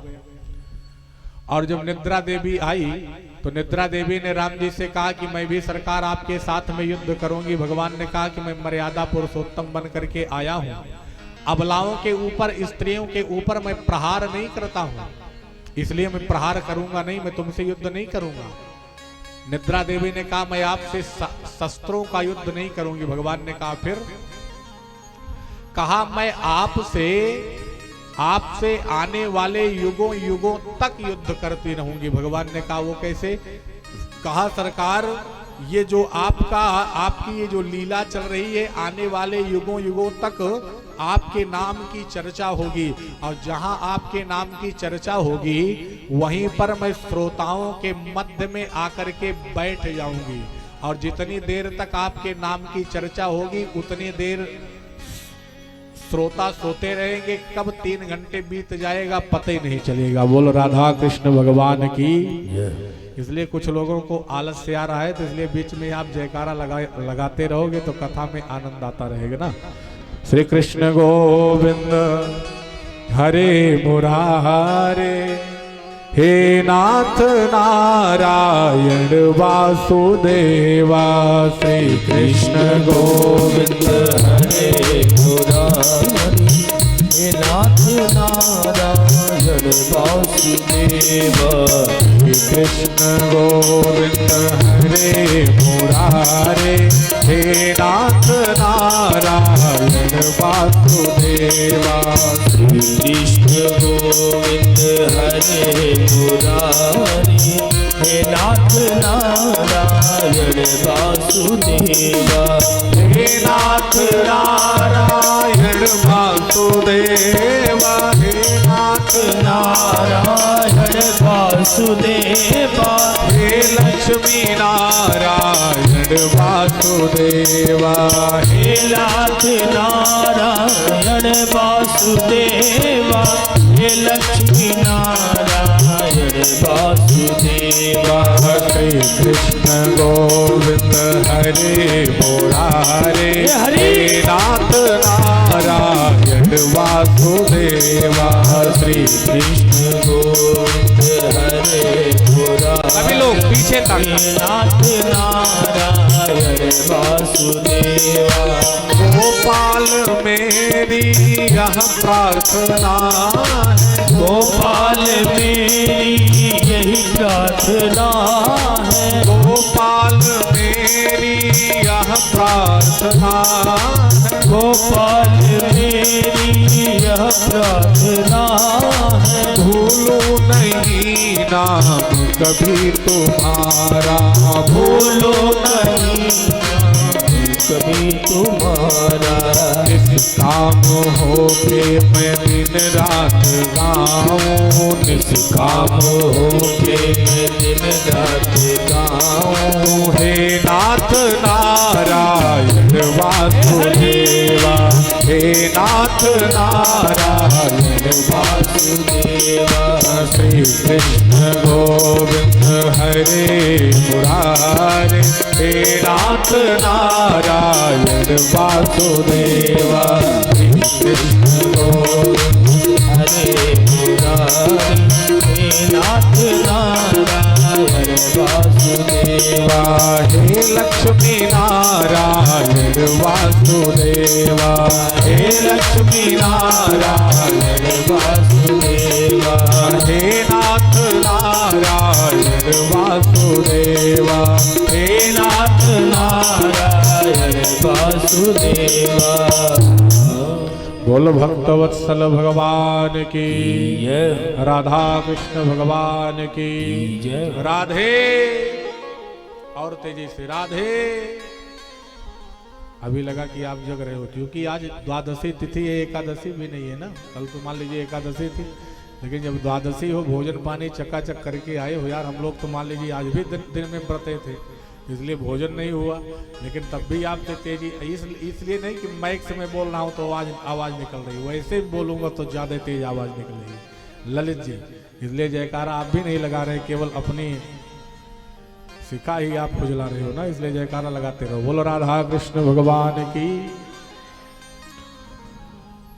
भगवान ने अर्जुन से कहा कि हे पार्थ, ब्राह्मण कोई भी हो उसे कभी मारना नहीं चाहिए, बाल हत्यारा कोई भी हो उसे कभी छोड़ना नहीं चाहिए। अर्जुन ने कहा सरकार आज तक आप कभी सीधी बात नहीं करते हो, जहां खड़े होगे वहां भी आप टेढ़ा ही खड़े होगे।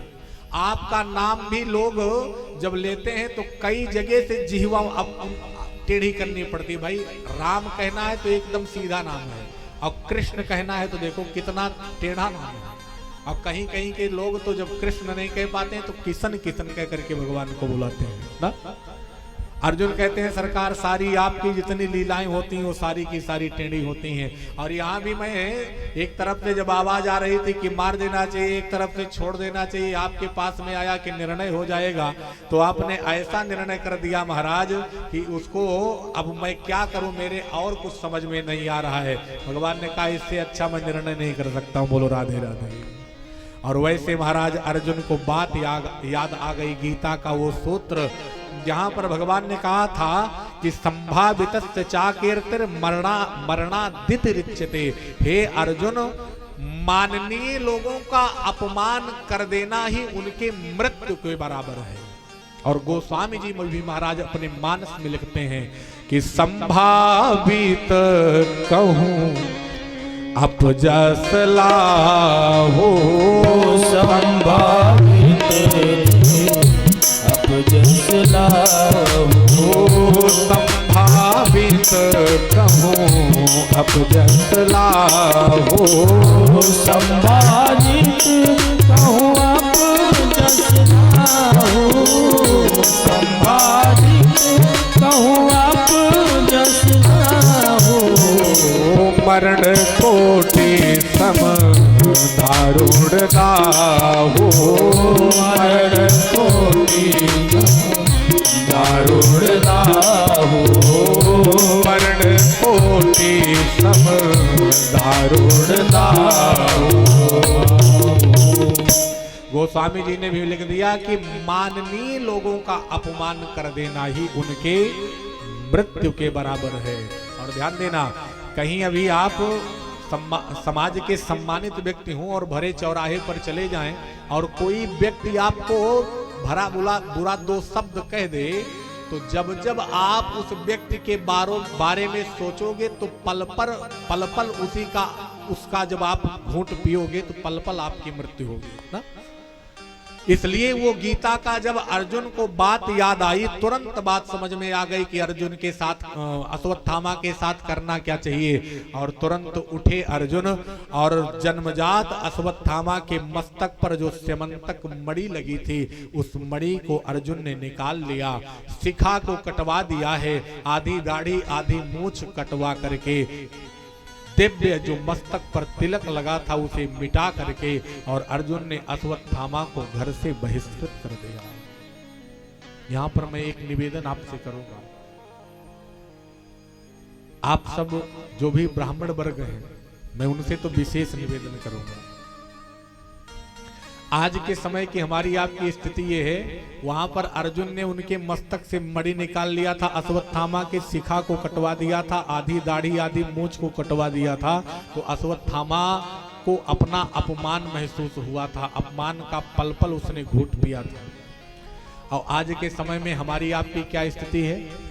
हमारी आपकी स्थिति ये है महाराज कि हमारे आपके बच्चे जब नाई की दुकान पे जाते हैं तो सबसे पहले उनसे कहते हैं कि भैया जरा मेरी शिखा को काट देना। शिखा माने चुरकी ना, सबसे पहले उनका प्रहार उसी पे होता है। जनेऊ हमारा आपका होता है तो स्थिति क्या है कि जनेऊ हम आप धारण नहीं करना चाहते। जिस दिन जनेऊ हुआ, विवाह से वापस आने के बाद उस जनेऊ को उठा करके माली की तरह खूंटी पर टांग देते हैं। मस्तक पर हम आप चंदन लगाना नहीं चाहते हैं, ये हमारी आपकी बड़ी कमी है। सुधर जाओ महाराज, नहीं ऐसी स्थिति आएगी ना कि ब्राह्मण या तो सर्वत्र पूज्य ही थे, और आने वाले समय में अगर ऐसी स्थिति रहेगी तो पूजन की बात छोड़ो, लोग आपको देखना नहीं चाहेंगे। बोलो भक्त वत्सल भगवान की। भाई ब्राह्मणों की आज के समय में एक बार मैं नासिक में कथा कर रहा था, कुंभ का समय चल रहा था और शाम के समय हम लोग टहलने के लिए निकले। एक गायत्री परिवार का एक व्यक्ति आकर के हमसे मिला। जब वो चाय पी रहा था, चाय पीते समय गायत्री मंत्र का जप कर रहा था, तो हमने कहा कि भैया, हम लोगों ने कहा कि भैया इस समय हर समय गायत्री मंत्र नहीं पढ़ना चाहिए, क्योंकि ब्राह्मणों का ये बड़ा गोपनीय मंत्र है। पहले के लोग जो जब संध्या वंदन करते थे तो संध्या वंदन के कार्य में प्रमुख रूप से गायत्री मंत्र पढ़ाया जाता था बालकों को, क्योंकि वेद का मंत्र है और इसलिए गायत्री मंत्र स्मरण शक्ति बढ़ाता है, ब्राह्मणों में तेज लाता है।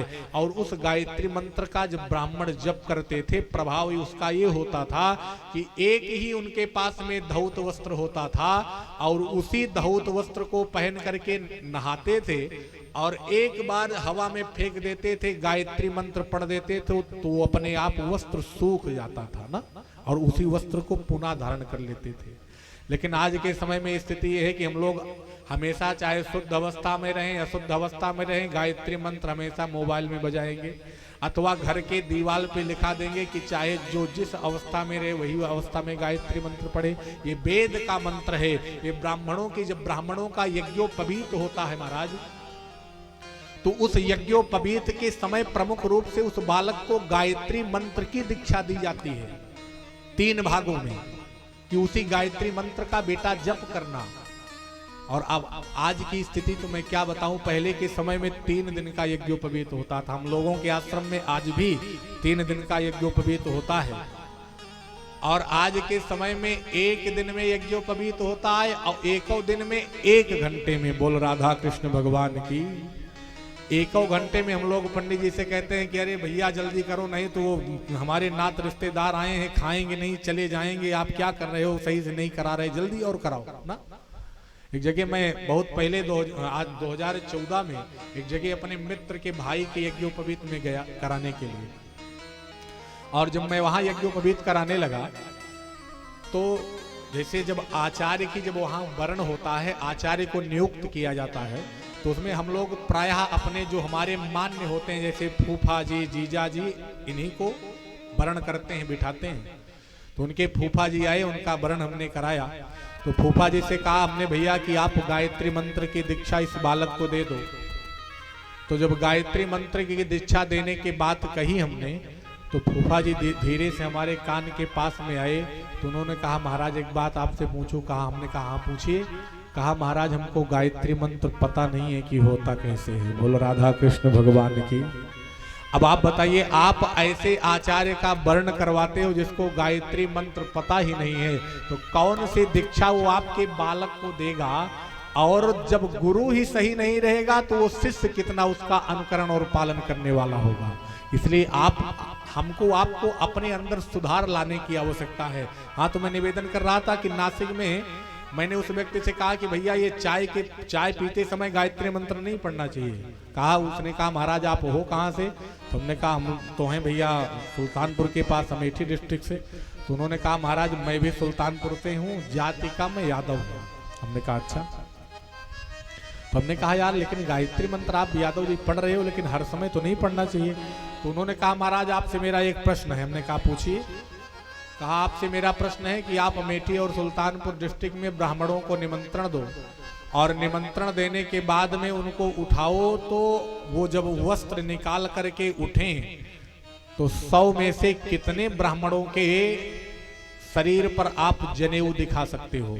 अगर आप 10% ब्राह्मणों के शरीर पर यज्ञोपवीत दिखा दो, तो मैं ये गायत्री मंत्र जो आप कह रहे हो कि ब्राह्मणों का मंत्र है, नहीं पढ़ना चाहिए, ये ब्राह्मणों को ही पढ़ना चाहिए, तो मैं ये गायत्री मंत्र हर जगह नहीं पढ़ूंगा, ऐसा हो सकता है?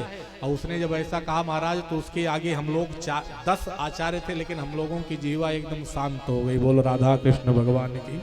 क्योंकि उसके आगे कोई उत्तर ही नहीं था, निरुत्तर हो गए हम लोग। तो उन्होंने कहा महाराज आप लोगों ने छोड़ा, हमने अपना लिया, तो दोषी कौन है, आप कि हम?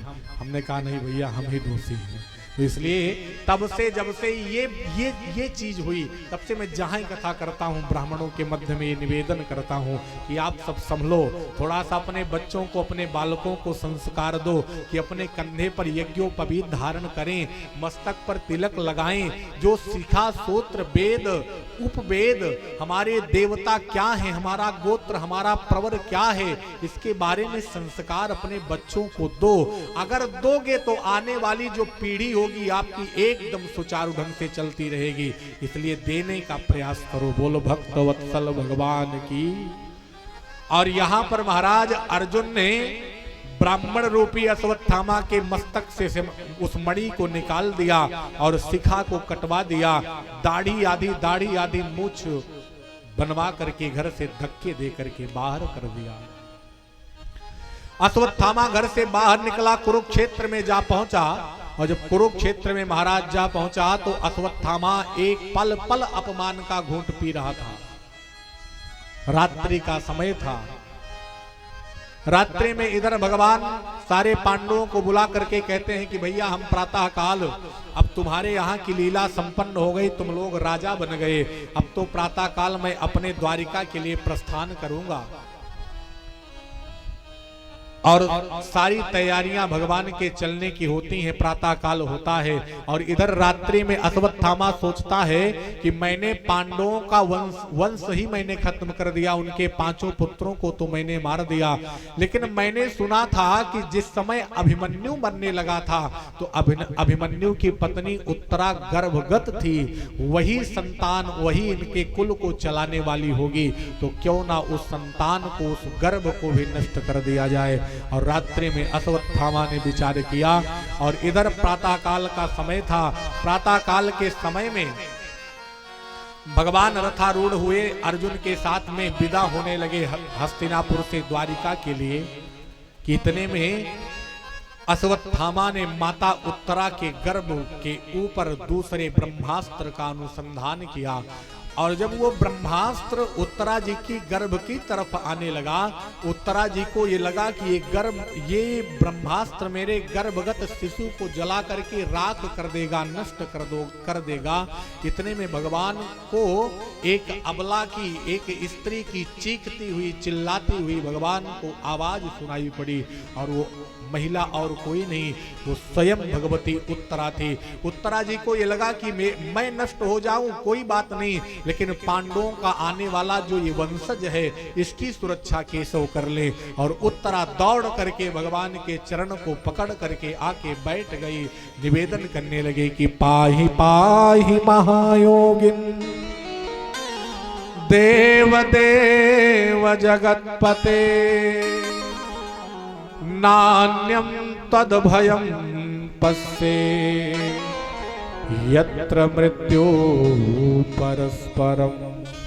आकर के बैठ पकड़ करके भगवान के चरण को मैया उत्तरा रोने लगी कि हे योगियों के, हे महायोगी, आप मेरी रक्षा न करो कोई बात नहीं, लेकिन मेरे गर्भगत ये जो संतान है, ये पांडवों के कुल का जो दीपक है, इसकी आप रक्षा कर दो।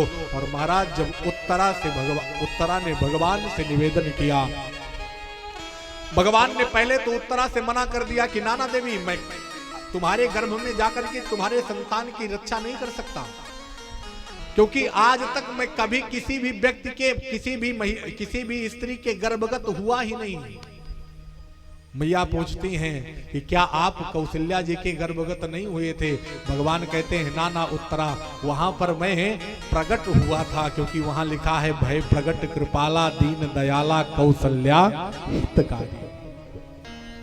कृष्णा अवतार में क्या सरकार आप देवकी के गर्भस्थ नहीं हुए थे? भगवान कहते हैं नाना, वहां भी मैं प्रकट हुआ था उस काल कोठरी में, क्योंकि तमद्भुतम बालकमं भुजे क्षणम चतुर्भुजम शंख गदायुधायुधम। भगवान वहां भी तम रूपी अंधकार में 4 भुजाओं के साथ भगवान वहां भी प्रकट हुए थे। भगवान ने कहा मैं तुम्हारे गर्भगत नहीं हो सकता। और तब मैया उत्तरा ने कहा सरकार आप रहने दीजिए, चाहे अब आपके ही हाथ में है, और चाहे तो मेरे गर्भगत संतान की रक्षा कर दीजिए, पांडवों के वंशज को बचा पांडवों के वंश को बचा लीजिए, और चाहे आप इस कुल को मिट जाने दीजिए, आपके हाथ में है। और भगवान ने जब देखा कि उत्तरा एकदम भक्ति भाव से मेरे चरण में आकर के मेरा निवेदन कर रही है, तो भगवान भक्त किसी भी तरह से भगवान को पुकारे और भगवान वहां पहुंच जाते हैं। भगवान उसकी हर प्रकार से रक्षा करते हैं, क्योंकि भगवान गीता में कहते हैं कि अनन्यास चिंतयन्तो माम ये जना पैरुपासते तेसाम नित्याभियुक्तानाम योगक्षेमम वहाम्यहम्। जो भी मुझे जिस भाव से भजता है, अनन्यता से अगर मेरा वो चिंतन करता है, तो मैं उसके सारे योग क्षेम का वहन करता हूँ। और भगवती उत्तरा के जब इस भाव पूर्ण हृदय को भगवान ने देखा, तो भगवान ने इसी समय अंगुष्ठ मात्र ममलम, भगवान एक सूक्ष्म वेश बनाए हैं, अंगुष्ठे का वेश बना करके, और भगवती उत्तरा के गर्भस्थ हुए भगवान। और उत्तरा के गर्भस्थ होकर के भगवान ने मैया उत्तरा के गर्भ की रक्षा की है। और ब्रह्मा जी के ब्रह्मास्त्र को, अश्वत्थामा द्वारा चलाए गए ब्रह्मास्त्र को भगवान ने शांत किया। जब भगवान ने रक्षा कर दी मैया उत्तरा के गर्भ की, और अब भगवान का जब स्वरूप उनके स्वरूप में आकर के समाहित हो गया, और भगवान अब कुंती बुआ से और पांडवों से कहते हैं कि भैया अब मैं चलना चाहता हूं, आप लोग आज्ञा प्रदान करो। सूत जी महाराज कहते हैं कि हे महर्षियों, ये सारा दृश्य तो और कोई न देख पाया, लेकिन ये सारा दृश्य खड़े खड़े मैया कुंती देख रही थी। और कुंती आज यहाँ पर भगवान की बड़ी दिव्य स्तुति करने लगी। कुंती बुआ ने सोचा कि अगर आज मैं अपनी बात भगवान के सन्मुख न रख पाई तो पूरे जीवन कभी नहीं रख पाऊंगी, क्योंकि महाभारत काल के युद्ध से लेकर के हमारे बच्चों के जन्म से लेकर के आज तक परमात्मा ने हमारी सर्वथा रक्षा की है। बोलो राधा कृष्ण भगवान की, भक्तवत्सल भगवान की। और मौसम की भी प्रतिकूलता हो रही है, भगवान से मनाया जाए।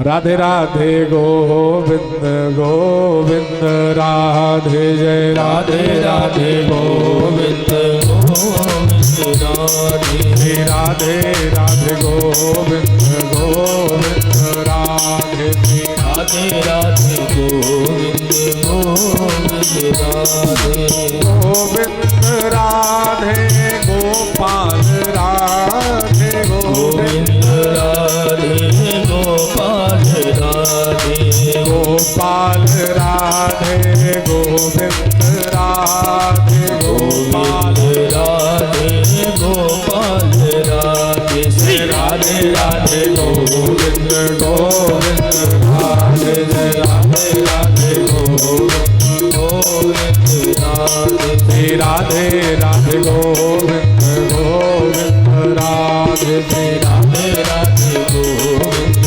गोविंद राधे राधे राधे गोविंद गोविंद राधे श्री राधे राधे गोविंद गोविंद राधे गोपाल राधे राधे गोविंद राधे गोपाल